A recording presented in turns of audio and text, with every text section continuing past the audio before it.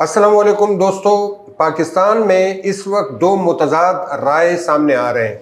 एक तरफ हुक्मरानों का ख्याल है कि पाकिस्तान में मईशत बेहतर हो रही है। हुक्मरानों का दावा है कि मईशत तरक्की की जानिब गामज़न है, जबकि दूसरी तरफ अपोजिशन का कहना है कि पाकिस्तान में मईशत मुसलसल गिर रही है, डिफ़ॉल्ट के ख़तरात हैं। और IMF की जो रिपोर्ट आई है उसने भी जो है वो कई अलार्मिंग सूरत हाल की तरफ एक इशारा कर दिया है। असल सूरत हाल है क्या, गैर जानिबदाराना राय क्या हो सकती है, इस बारे में जो है इस हवाले से बात करेंगे। हमारे साथ मौजूद हैं ज़फ़र पराचा साहब। ज़फ़र पराचा साहब जो है मुल्क के मारूफ कारोबारी शख्सियत है और माशी माहिर हैं। हम उनसे मालूम करेंगे। सर, बहुत शुक्रिया वक्त देने के लिए।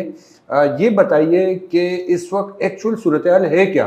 पाकिस्तानी मईशत पहले की तरह ही है, कुछ बेहतर हो रही है या मज़ीद ख़राब हो रही है? अस्सलाम वालेकुम जनाब, आपका बहुत शुक्रिया मदऊ करने का। देखिए जनाब, ये एक थोड़ा खुश्क और मौजू है और थोड़ा तफसील पे बात करने वाली बात है कि जहाँ तक बात है मईशत बेहतर होने की, तो इसमें कोई शक नहीं है कि जो हमारे माशी इशारे हैं वो बेहतर हुए हैं और ओवरऑल काफ़ी चीज़ें ठीक हुई हैं। ख़ास तौर पे जब से फील्ड मार्शल साहब ने पिछले जो आपकी निगरान हुकूमत थी, जब से उन्होंने इस चीज़ को देखना शुरू किया है, इकनॉमी को फोकस किया है और एडमिनिस्ट्रेटिव मेजर्स लिए हैं, तो उस वक्त से ये चीज़ें बेहतर होना शुरू हुई हैं। और जो मौजूदा हुकूमत है उन्होंने भी उसी पॉलिसी को कंटिन्यू किया। अच्छा।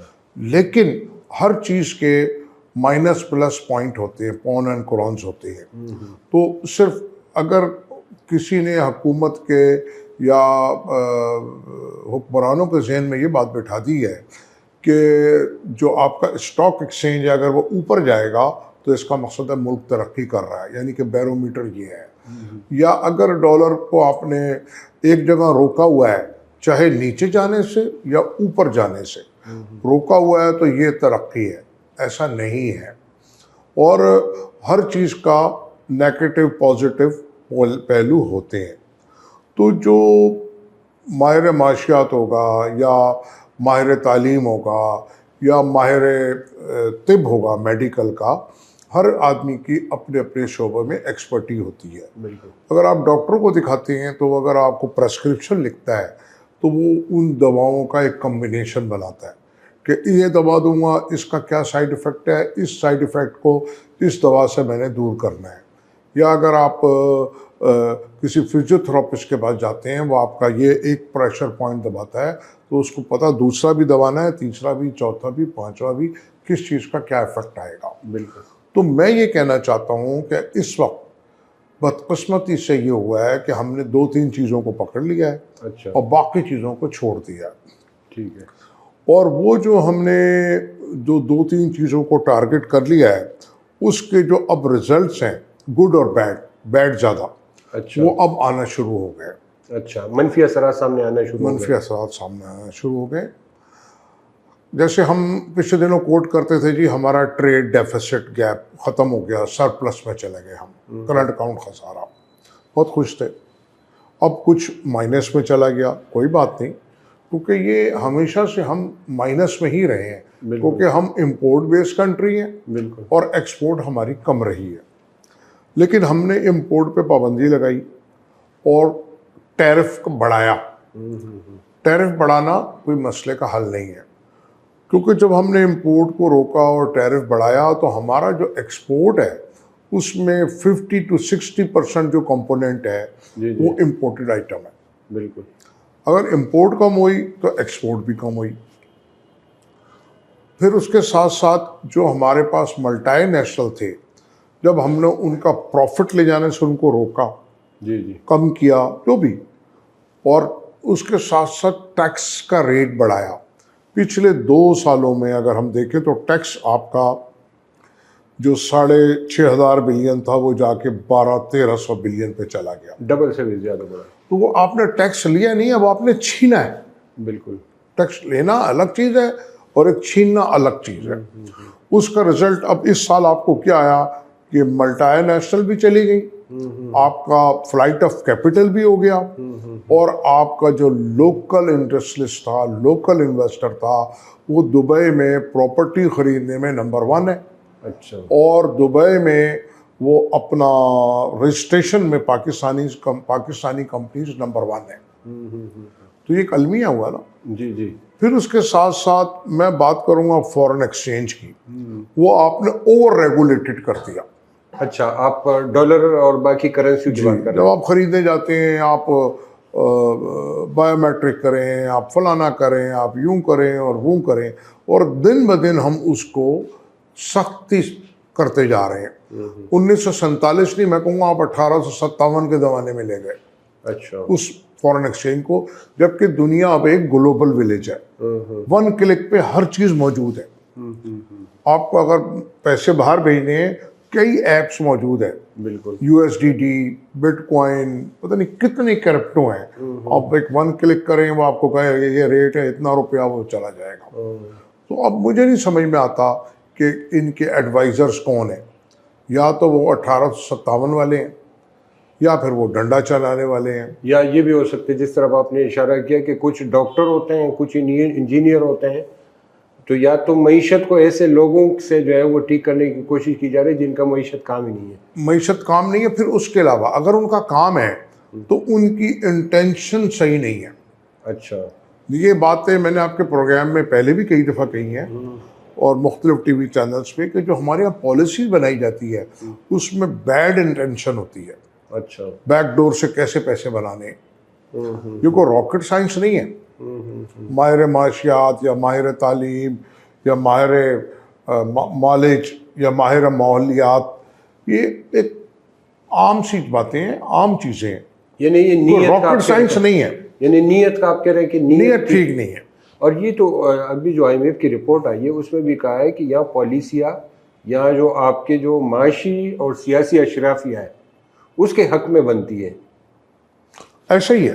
देखिए, जैसे शुगर की हम बात करें, ये कौन सी रॉकेट साइंस है कि आपके मुल्क में इतना स्टॉक नहीं है और आप उसको एक्सपोर्ट कर रहे हैं। ये तो मैंने आपसे कहा ना, ये कोई रॉकेट साइंस नहीं है, आम अकल की बातें हैं। और जब आपके मुल्क में चीनी मौजूद है तो आप इंपोर्ट कर रहे हैं। क्रशिंग सीजन आने वाला है, ये आने वाला है, तो इसमें बदयांती है, बैड इंटेंशन है। इसी तरह हर फील्ड में है। ये तो अब जैसे हम तालीम की बात करेंगे, एक बहुत ही मोहतात फिगर मैं आपको दे रहा हूं कि आप 60 अरब रुपया पाकिस्तान से O लेवल के और A लेवल के बच्चों की फीस जाती है एक साल में। 60 अरब रुपए, 60 billion rupees in foreign exchange हर साल। और ये सिर्फ मैं 2 एग्जाम की बात कर रहा हूँ, बाकी एग्जाम्स अलग है। मतलब A लेवल वगैरह, A लेवल और O लेवल, ठीक। अच्छा। और दूसरे मुल्कों से हज़ारों लोग आते हैं कैंडिडेट, 10,000 बार। पाकिस्तान से ये तादाद लाखों में चली गई है। अच्छा। जबकि आपका HEC का जो हायर एजुकेशन कमीशन का जो बजट है वो इससे कहीं कम है। अच्छा। और ये डॉलर खरीद कर ये फीस अदा करते हैं? जी, और वो सारा फॉरेन एक्सचेंज में जाता है। अच्छा। तो ये क्या है ये, ठीक है। तो ये इसको एड्रेस करना, इसको ठीक करना कोई मसला तो नहीं है।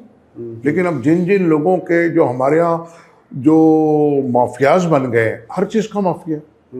शुगर का माफिया है, पेट्रोलियम का माफिया है, करेंसी का, हुंडी हवाले का माफिया है। आप जितनी सख्ती करेंगे तो आपकी ग्रे मार्केट डेवलप होगी, चाहे वो चीनी हो, आटा हो, घी हो, डॉलर हो, कोई भी चीज़ हो, ठीक है ना। तो आपकी जो माफियाओं की आपकी बात कर रहे हैं, कहीं आपको लग रहा है कि माफियाओं के खिलाफ भी कोई काम हो रहा है? देखिए जी, मुझे लग रहा है और मुझे नज़र आ रहा है। अच्छा। मैं पिछले 3-4 साल से देख रहा हूँ कि जो हमारी इस्टेब्लिशमेंट है, जो हमारे आर्मी चीफ है, ISI चीफ है, मैं खुल के बात कर रहा हूँ, वो लोग अब इस पे काम कर रहे हैं। अच्छा। ख़ास तौर पे स्मगलिंग पे, फ्लाइट ऑफ कैपिटल पे, ट्रेड बेस्ड स्मगलिंग पे, ट्रेड बेस्ड मनी लॉन्ड्रिंग पे काम हो रहा है।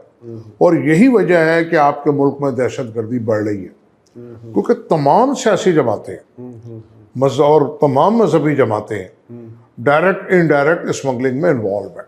अच्छा। बड़ी कैटेगोरिकली बात कर रहा हूँ मैं, ठीक है।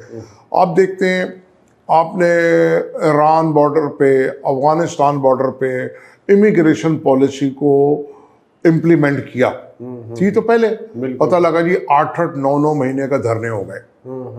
सियासी जमातें आके बैठ गई, मजहबी जमातें आके बैठ गई, इलाकाई लिसानी, और इतने लोग रोज आते जाते हैं अफगानिस्तान, इतने तो पूरे महीने या एक साल में लोग नहीं आते जाते, मॉप के मॉप आते हैं ना।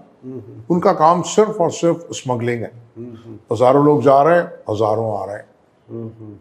तो इसमें एस्टेब्लिशमेंट का भी तो एक किरदार है। आपको नहीं लगता कि बॉर्डर फोर्सेस या वो फोर्सेस जो सियासी जमातों को कहीं ना कहीं बेक देते हैं या चशमपोशी करते हैं उनकी चीज़ों का, वो भी कहीं ना कहीं इस पूरे सिस्टम का हिस्सा है? सिस्टम में खराबी तो है, मैंने कहा ना कहीं कनाइवेंस तो है, लेकिन जब आपने एस्टेब्लिशमेंट की बात की, आर्मी चीफ की बात की, ISI की, या जो भी, जब उन्होंने ये चीज़ें इम्प्लीमेंट करना शुरू की तो आपकी सियासी जमातें, मजहबी जमातें, इलाकाई जमातें, वॉरलॉर्ड्स और टेररिज्म बढ़ गया। इतने जितने सिक्योरिटी फोर्सेस के लोग या लॉ इन्फोर्समेंट के लोग जितने शहीद हुए हैं इन 2 साल में कभी नहीं हुए। अच्छा, कस्टम के लोग, यानी ये आप कह रहे हैं कि माफियाओं पर हाथ डाला गया, उसका ये रद्द अमल है? बिल्कुल। और वो माफिया इतने मजबूत हैं कि वो आपके पार्लियामेंट में भी है, आपके सेनेट में भी हैं, हर जगह है। वो इतने 5-10-20 साल में इतने ताकतवर हो गए कि उनको हाथ डालना खासा मुश्किल काम है। ये मुझे बताएं कि पाक अफगान बॉर्डर जो है हमेशा जो है ये स्मगलिंग का भी जो है जरिया रहा है, फिर यहाँ जो है डॉलर भी वहाँ फ्लाइट आप डॉलर भी वहाँ होता रहा है, डॉलर वहाँ जाते रहे। ये इस वक्त जो है जो सूरत हाल है उसके नतीजे में स्मगलिंग तो रुक गई है, डॉलर वगैरह भी रुक गए। इसके कोई पॉजिटिव और नेगेटिव क्या असर सामने आ रहे हैं? देखिए, इसके पॉजिटिव असरात ज़्यादा है, नेगेटिव कम है। अच्छा, क्योंकि अफगानिस्तान हमेशा से हमारा एक सूबे के तौर पे चला है। जी जी। उसकी फाइनेंशियल ज़रूरियात हमने पूरी की हैं, उसकी जो एसेंशियल आइटम्स है उसकी ज़रूरियात हमने पूरी की हैं। चाहे आपका चावल हो, गंदम हो, वो सब स्मगल होता है, क्योंकि बैंकिंग निज़ाम में है नहीं। जी जी। और उनका जो फॉरेन एक्सचेंज की जो उनकी ज़रूरत है वो बजरिया स्मगलिंग पूरी होती है। उससे पहले जब नेटो था वो तकरीबन साल के उनको 14 से 15 बिलियन डॉलर देता था। जी जी। उसका सीधा सीधा बोझ जब से नेटो वहाँ से निकला है या उन्होंने देना बंद किया वो हम पे आ गया। पहले भी हम पे बोझ था। ये जो अफगान ट्रांजिट है ये एक हमारे लिए अजाब है। अच्छा, तो जो चीज़ हम अफगान ट्रांजिट के ज़रिए यहाँ से भेजते हैं वो बहुत सारी चीज़ों की तो अफगानिस्तान में ज़रूरत ही नहीं है, बिल्कुल। नंबर 1।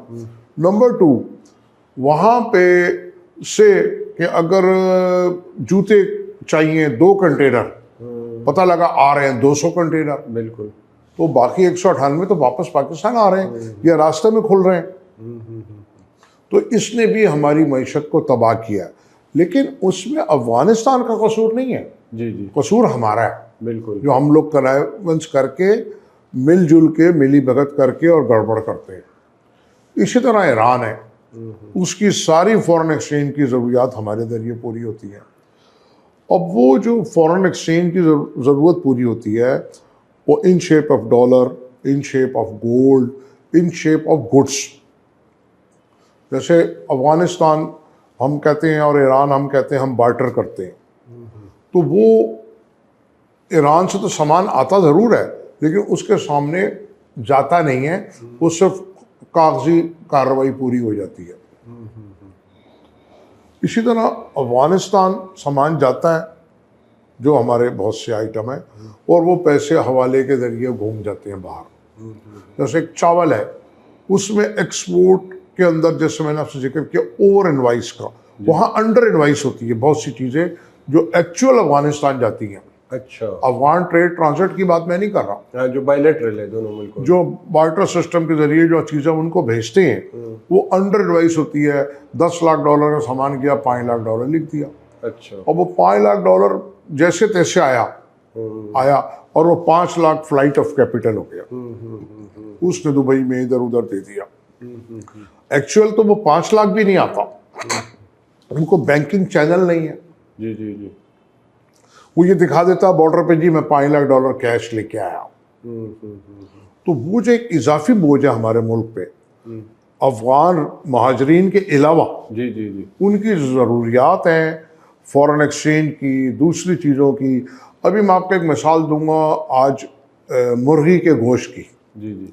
उसके रेट अचानक से नीचे आ रहे हैं। पता लगा जी वो अफगान बॉर्डर बंद है। तो इसका मकसद ये है कि वो हमारे पे बोझ है, बाकायदा एक्सपोर्ट भी नहीं हो रही, सिर्फ स्मगल हो रही है। देखिए जनाब, अब जैसे अफगानिस्तान का बॉर्डर बंद हुआ, आपने कहा उसके नेगेटिव पॉजिटिव, तो बहुत सारी चीज़ों के दाम हमारे मुल्क में कम हुए हैं। अच्छा। मुर्गी का गोश्त है उसकी कीमत यकदम कम हुई है। तो मेरा कहना यह है कि अगर वो बाकायदा एक्सपोर्ट हो और उसका फॉरेन एक्सचेंज आए तो कोई बात नहीं, हम उसकी कीमत बढ़ती देने को यहाँ तैयार हैं। लेकिन अगर वो हमारे पैसे हमें वापस ना आए और वो चले जाएं दूसरे मुल्कों में, या फ्लाइट ऑफ कैपिटल हो जाए या हवाले के जरिए चले जाएं, तो वो हमारे लिए नुकसानदेह है। जैसे हम बाकायदा एक्सपोर्ट करते हैं गोश्त की और चीज़ों की, तो वो बाकायदा एक्सपोर्ट होनी चाहिए। डॉलर की आपने बात की, डॉलर आपको क्या लग रहा है, ये आम लोगों के जहन में इस वक्त 280 के आसपास है, आपको क्या लग रहा है कि इसकी अगले चंद हफ्तों चंद महीनों में इसकी? देखिए जनाब, डॉलर की कीमत के बारे में हमारे यहाँ दो स्कूल ऑफ थॉट है। एक स्कूल ऑफ थॉट ये कहता है कि अगर हमने डॉलर को मजीद नीचे आने दिया तो हमारी एक्सपोर्ट गिर जाएगी। अच्छा। और इस वक्त जो कवानीन चल रहे हैं उसके तहत मार्केट में बायर नहीं है। जो एक्सचेंज कंपनीज हैं वो अपना 98% डॉलर या अपना स्टॉक वो इंटरबैंक में सेल कर रहे हैं। और जैसे कि अब तो ये बात ओपन सीक्रेट है कि गवर्नमेंट ने खुद कह दिया है कि $9 बिलियन हमने ओपन मार्केट से खरीदा है। तो अगर वो $9 बिलियन नहीं खरीदते तो ये डॉलर का रेट 250 पे चला जाता। देखिए जनाब, जहाँ तक डॉलर की बात है तो मैं ये समझता हूँ कि हमारे फाइनेंशियल क्रेडेंशियल्स बहुत बेहतरीन है। अच्छा। लेकिन मिसमैनेजमेंट है, करप्शन है। अगर हम उन चीज़ों को ठीक कर लें तो 250 रुपये में डॉलर आना कोई बड़ी बात नहीं। हाँ, अगर आपको अपने करप्शन अलल्ले तलल्ले खर्च करने हैं, बड़े बड़े डेलीगेशन लेके जाने हैं, जहाजी साइज की काबीना रखनी है और बेइंतहा चीज़ें हैं, कारें खरीदनी है, ये खरीदना है, तो फिर तो डॉलर आपका नीचे 250 से नीचे नहीं भी आ सकता। अच्छा। वो फिर उसको रोकेगा ना, आपकी रिक्वायरमेंट, आपने किस्तें देनी है, कर्जे लेने हैं, तो ये फिर मामला ख़राब है। प्रॉपर्टी के ऊपर मैं ये बात कहना चाहता हूँ, प्रॉपर्टी का बिजनेस बेलगाम है। अच्छा। बेलगाम है, कोई कानून साजी नहीं है। इसमें भी माइनस प्लस पॉइंट्स हैं। अच्छा। जो बुकिंग कराता है बेचारा गरीब आदमी, आम आदमी, उसको चीज़ें नहीं मिलती। ख़ास तौर पे हाउसिंग सोसाइटीज़, ख़ास तौर पे ये ज़मीनों के मसले हैं, ख़ास तौर पे कराची में ये लीज के 30 इयर्स वाले कन्वर्जन, वो भी एक मसला है। पंजाब में हाउसिंग सोसाइटियाँ हैं, वो डिलीवर नहीं करते।